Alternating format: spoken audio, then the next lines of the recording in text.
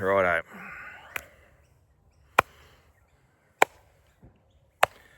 Let's one take this shit, hey?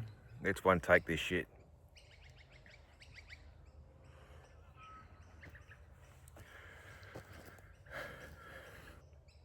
Steve, you're always smiling. If I had $1 for every time I heard that. Nowadays, I smile a lot, but it's real. How do you know a bloke has depression? Some guys wear their heart on their sleeve, and it's no secret. But for blokes like us, the fixers, the strong kids, the leaders, it's usually hidden. In 2020, when I told the world about my lifelong battle, it was met with shock. I was an extremely good actor. The little signs go unnoticed, but the big smiles and the jokes make an impact.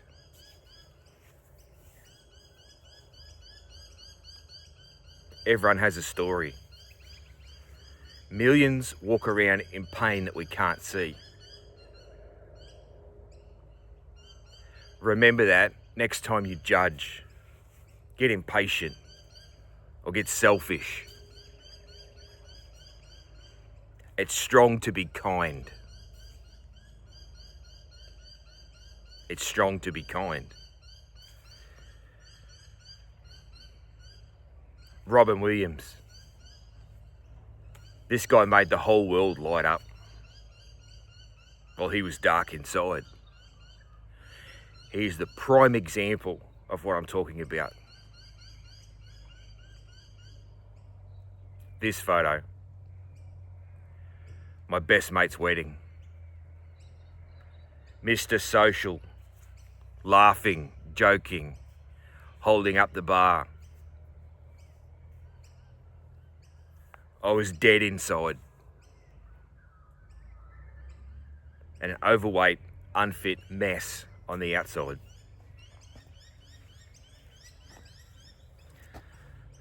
This pic always reminds me of me at my worst.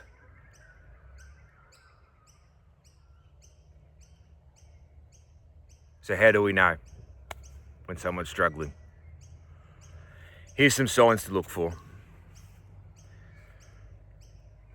These are from my own experience and also from my experience as a leader. Steve is always late. This is a big one. Just get up earlier. I'll dig into this one deeper in a future episode. But in short, for me, getting out of bed with chronic depression just one time was way harder than getting out of bed when I had a shattered rib cage. My whole left side was caved in, jagged bones in my lungs. That was easier getting out of bed than with chronic depression. Not even close.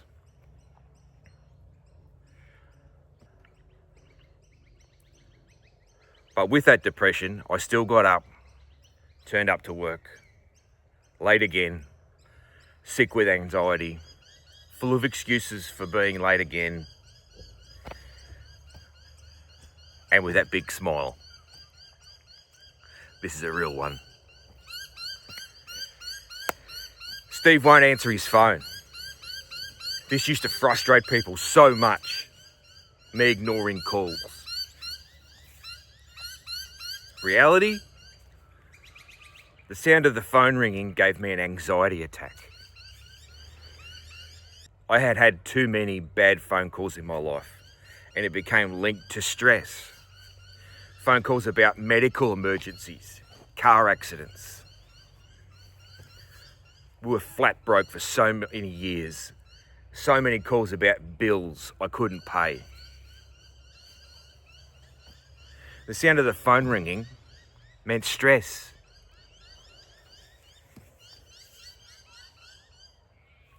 He did it all by himself. I remember there was a saying, something about, there's a catchphrase about being a silo. Doing difficult tasks by myself instead of getting help. Even if there was plenty of help to get. In reality, I needed time to let my mental guard down. Little time alone. When I was a leader, I remember when great workers would change into poor ones. In my experience, there is two reasons. Sometimes it's because they have a new boss, a shit one. There are plenty of them, and that's for another talk. The other and most likely reason is that they have a mental health struggle. Maybe a lifelong one that is becoming too much. Or maybe a situational one. Marriage problems, sick kids. I witnessed many times great workers go downhill and get treated like worn out shoes.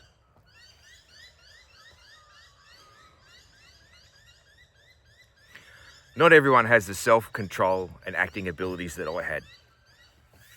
Sometimes a mild-mannered co-worker, teammate, they start losing their shit at small issues. Uncharacteristically angry moments. Sad negative moments. The chatty bloke goes quiet. This is when a good leader, coach, mate, co-worker can make a big impact with a kind conversation. It's just so important for suffering blokes and chicks to speak up. We also need everyone else to look for signs of depression and ask people if they're okay.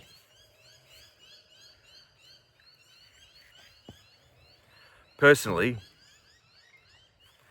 I love the ask 3 times method. You might have heard of it. You know, the first response, how are ya? You get, not too bad, pretty good, kicking goals, meaningless stuff. Then I'll ask again, how are ya? That usually gets met with humour. Nah, I'm all good, mate.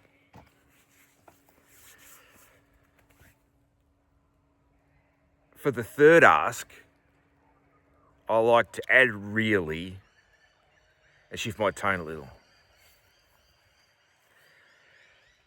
How are you really going?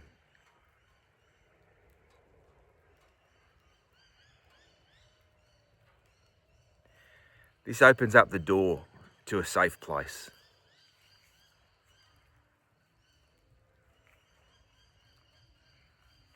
Then be patient.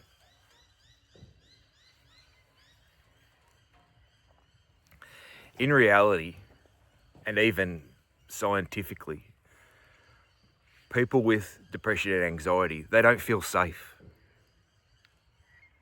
The job of everyone else is to make them feel safe enough to talk.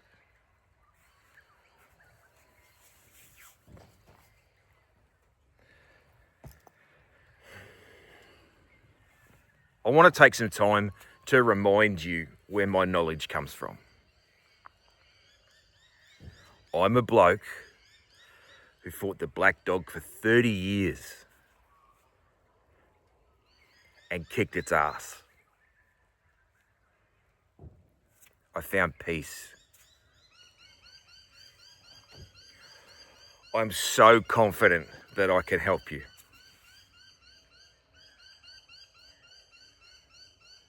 Remember,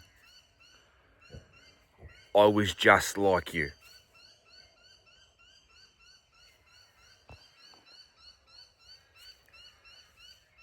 Silence is avoidance. It's hiding from the fight. Speaking up is ownership. It's stepping into the fight. Before I go, This week I have a different call to action. One for the partners, for the mates, the coaches, parents. Ask someone how they are 3 times. It might change someone's life. It might save it too.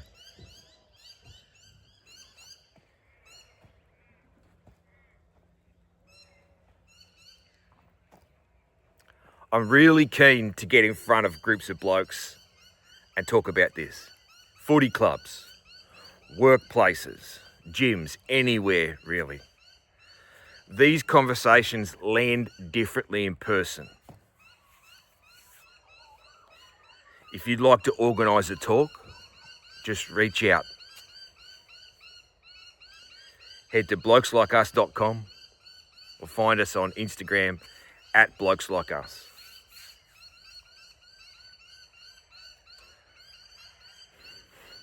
Righto. I'm going to go put wheel bearings in the ute.